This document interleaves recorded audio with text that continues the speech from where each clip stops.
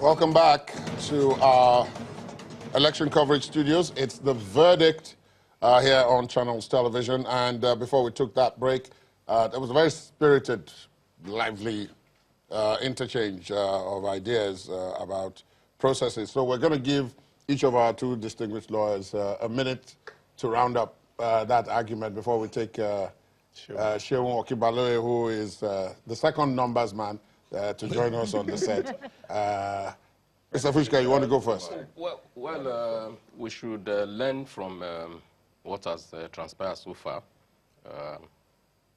see how we can improve our processes. I'm looking forward to the day when we don't have these behemoths, you know, INEC in Abuja, controlling election in Okitipupa and all those other places, where each local government, you know, can organize this election, send the results, and we are trustful enough to accept, because the parties are all represented in all these localities, to know that once all the parties agree and they forwarded the results and there's no, you know, obvious hanky-panky, we will accept all the parties would, you know, honor the outcome, rather than this one of having one INEC, you know, this idea of trying to do everything from the center.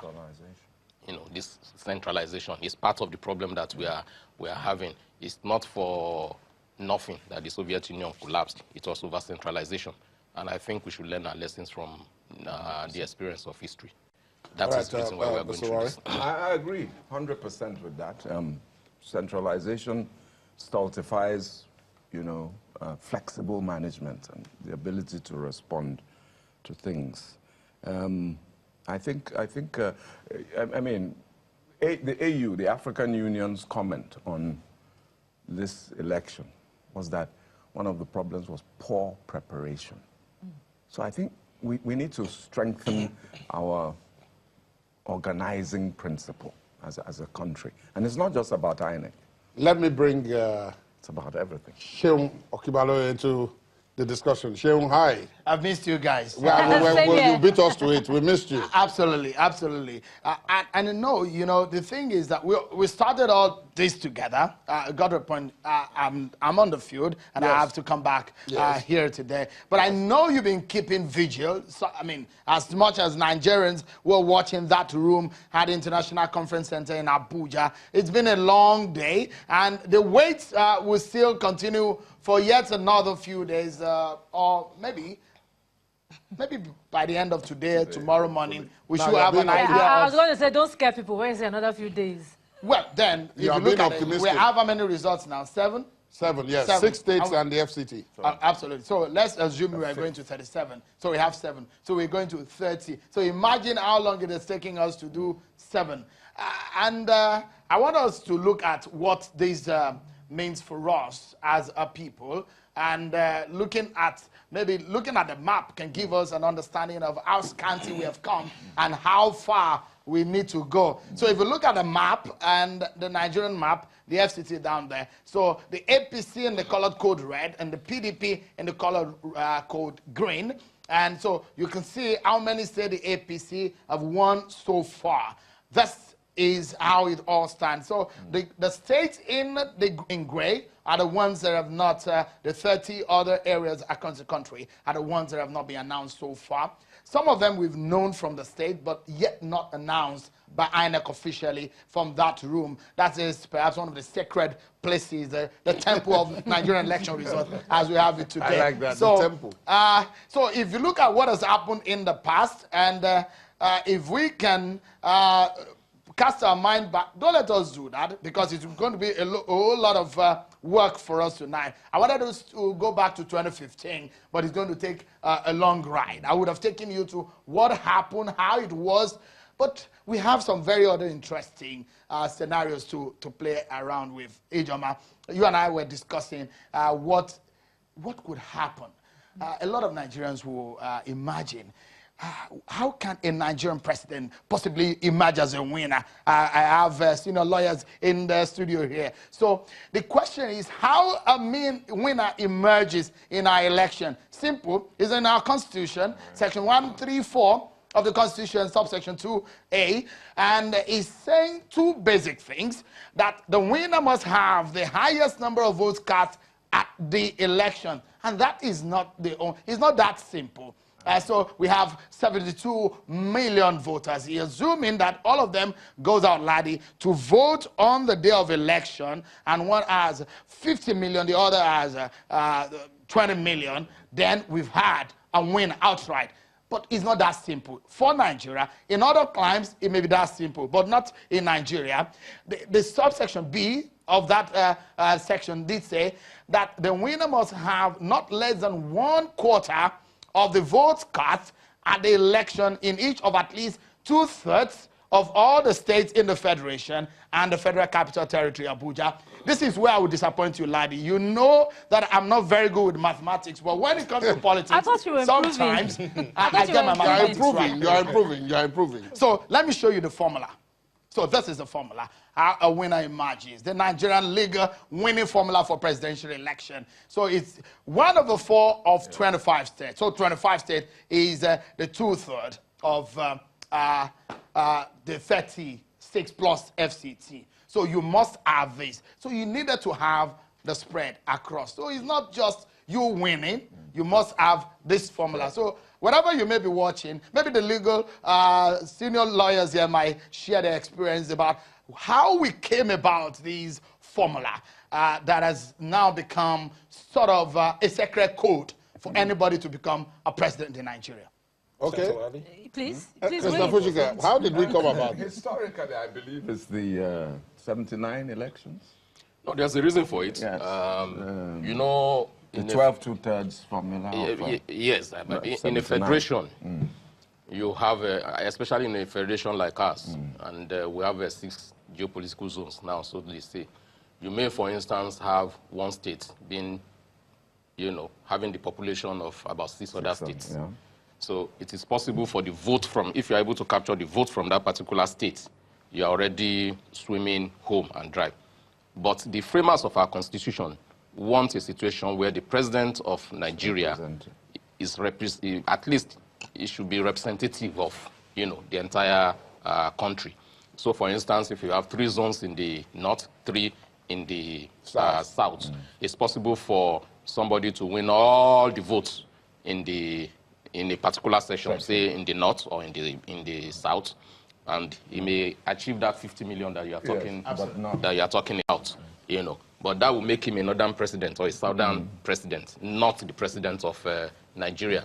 So the reasoning behind that is, look, if you want to be president of Nigeria, you don't sit in, say, Kano, campaign there, being sure that you get like 10 million votes and not give a damn about what happens in other. You need to go around. You really have to be a president for the whole country. That is the reason for that. No, but again, Shehu, we'll come back to you in a second, but it did become controversial at a point. Yeah. I believe it was in the 79 you made reference to. The calculation of it, the determination of what exactly... 2/3. 25% of what 2/3 of Half then, a how state many or not? states were there? 19. 19. 19. So that highlighted the but we won't have that problem now. No, it's easy to determine. It's easy to determine unless new states. 2/3 of 36. Yeah, but unless if you create new states, you create new problems. No, but they are not creating any states. No, but the other question to ask, of course, taking it from that advocacy point, is that supposing nobody has this. Then you have a run. Okay, so you have a rerun. You're taking it out of my mouth. So we're going to get there. Please, shall continue. So possible scenarios. Those are our law, the Constitution, the ground norm. Does it predict this kind of situation where we enter into a stalemate? So let's look at possible scenario. What happens should there be a tie? For example, the 2 leading political parties and their candidate, Muhammadu Buhari and Atiku Abubakar, get a tie. Highest number of votes. Both of them are in a tie. Or another possible scenario, what happens if the candidate with the highest number of votes could not make the required spread? So the solution is a runoff. So what then is a runoff? A runoff simply is a second ballot or a third ballot. When you cannot achieve a winner in the first ballot, then you go into a runoff and you have another election. Then you ask yourself, would you still go to this formula after in a runoff? The answer is yes. You still have to meet this standard. So what then happens if we have 73 candidates and all of them go into the first ballot and we could not achieve a winner?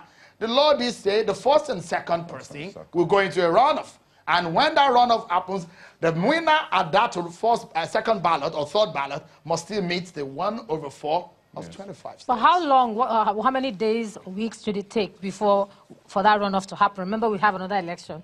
Just say, hypothetically. Okay, let me read it out to you. Yeah. That's precisely what the law says. It's I think we now have Section 134. We have 3 lawyers now. No, I'm not a lawyer. I need to pay for it before I can be called one. Okay. So it did say, in default of a candidate duly elected under subsection 4 of this section, the Independent National Electoral Commission shall, within 7 days of the result of the election held under the aforesaid subsection 4, arrange for another election between the 2 candidates to which the subsection relates, and the candidate at such election shall be deemed to have been duly elected to the office of president if he has a majority of the votes cast at the election. Mr. Otowori, your hand is up. My hand is up? No. You were thinking. It seems as if you recollected Yeah, differently. you were like... My recall was 30 days, but then he said 7. I'm not clear on that. Arrange. I think the arrange doesn't mean hold. That's where. That's lawyers talking. I said your hand was up. Saying about the seeming ambiguity of our laws. Because arrange or hold. Yeah. At the end of the day, lawyers now because begin to look for I know loopholes you can't which to conduct play. an election and Now, this segment So maybe, can you clarify? Anyway. Could you This segment that clarify? Shewa has read, what does it does that mean that at a point, this requirement, I mean, if, for example, after the first ballot, we don't have this requirement, the second ballot, we still didn't get this requirement, what then happens? You must you must have the requirement. You must meet the requirement to be president. So you have to continue. So you have to continue the balloting The until essence of somebody asking the does. other candidates to drop out is to give room for, you know, you need to horse trading and all of that, that's so the you can essence give of yourself it. a better chance. Yes, that's the thing. And some people who felt a particular candidate, you know, may not possibly win, may then come out, because it's not the same number of people. It doesn't say that it's the same people that voted the first time that must vote it. Yes, everybody is still entitled to come out, whether you voted first time or not. So anything can So there can actually be more people voting. It's unlikely that you will not have a winner after the first runoff. Okay, It's shall we? unlikely. So it's interesting that these scenarios are playing out. It may happen. Will it be the first? Would it be the second? What does this election hold for us? Maybe we should quickly take a look back at, maybe, I don't know, are you surprised with the result that we've been seeing so far, Ladi, Ijoma, and Nelta?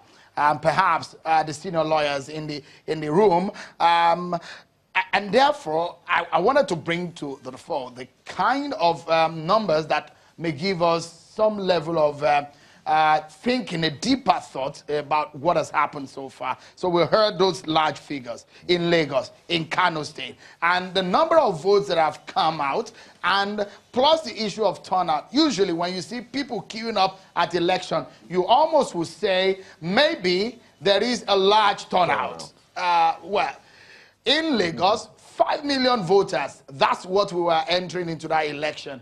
Did all of them come out? No. Did we even have up to 4 million? Did you even have up to 3 million voters? I guess by tonight, we might be able to have a sense of what that meant. Let's look at the voter turnout here. From 1979, 34.64%. In 1983, 38%. 1993, 36%.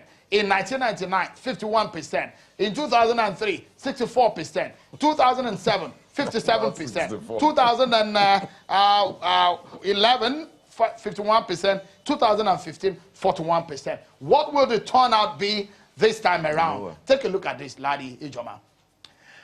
The votes that have been received by the runner-up. Should we think maybe this has happened before?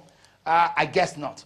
So we winning and runner-up candidates, this is the margin and the percentage they've had over the years from 1979 to 2015. And if you look at it, The largest margin that we've seen so far is in 2007, where we had the winner had 69.60% to defeat the runner-up with 18.70%. With that margin, come this time around, and it takes me up here. The kind of votes that we've seen so far in Gombe, Nasarawa, Kogi, Ekiti, Osun, and Kwara State. In some of these states, some of them, we have winner-take-all, a party winning all the senatorial district elections, House of Representatives election, FCT, and look at the margin between both of them. What resonates with you in some of these figures, Ladi?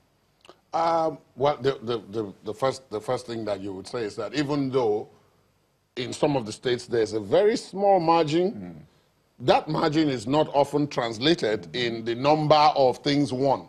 For example, in some of the states, you have one party winning everything, but if you take a look at the votes, the difference is not that much. It's just that much enough for them to just cross over the line and grab the prize.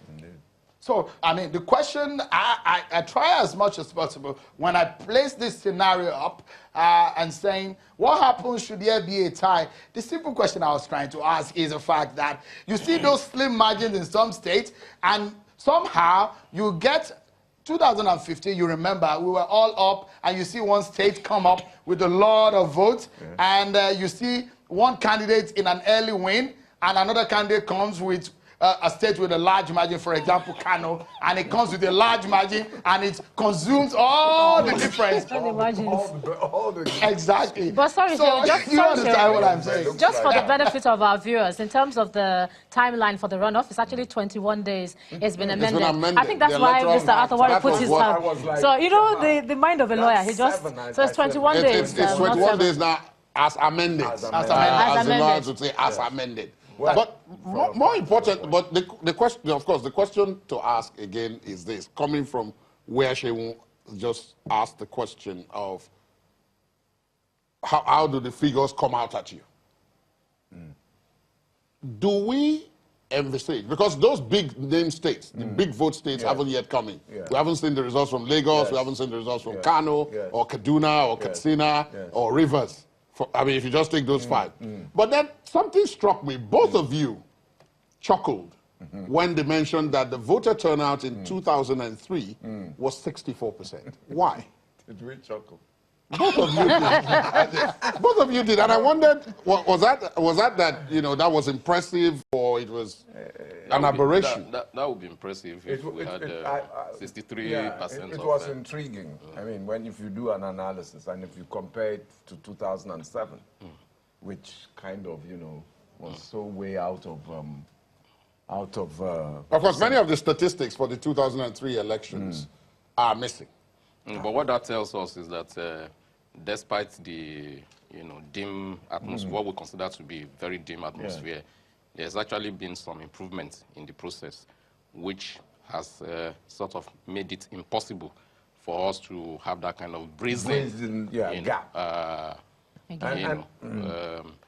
Should I call it behavior? Margin? Not margin, you know. So now, outcome, okay, maybe that's a better word to use. Now, you know, I'm sure by the time the new electoral whatever is signed into law and is made operative, we'll also have a further improvement on what is at play now. You see how close the results are from, the figures are from each of the states. I think not perfect, but it gives hope that we are getting there gradually. Sure, have you answered your question? We are eliminating the opportunities. Yeah, I want you guys to look at this. In 2015, so the winner got 53.96%. That's Muhammadu Buhari, the incumbent president, candidate of the APC, and Goodluck Jonathan at the time got 44.96%. Now, if some of the figures that you're seeing right there on your screen, that's for Ekiti State. And I wanted you to look at the margin of victory between both of the candidates. 219,000 of the APC, to 154,000 of the PDP. If you flip it to another state, for example, in a state like Osun State, look at it, 347,000 to 337. So are we going to see a closer margin? What do you imagine? Well, Mr. Fuchikle. Well, what they are playing for is the one you mentioned earlier on, the 25%. The 25%. That's the key. Because if you get the 25%, if you meet the 25% requirement, it doesn't now matter whether your margin of your majority is just 1 vote. It doesn't matter. Do you see that any of the candidates? We will come back to you shortly, but it looks like they're getting ready for more announcements from the Coalition Center there in Abuja. We will listen to them shortly. Hopefully we hear them pretty soon. And I'm sure you can analyze a bit more when we have more figures, right? Absolutely. Yeah, and you probably will get more figures from this. From there. And hopefully maybe some of the more voter-heavy states will also be... They don't usually come early. Yes, they might be included in this. I think he started speaking now. Gombe was quite a gap. Yeah. 400 and something thousand to 200. So that will cover That gaps in other areas. for the total figure.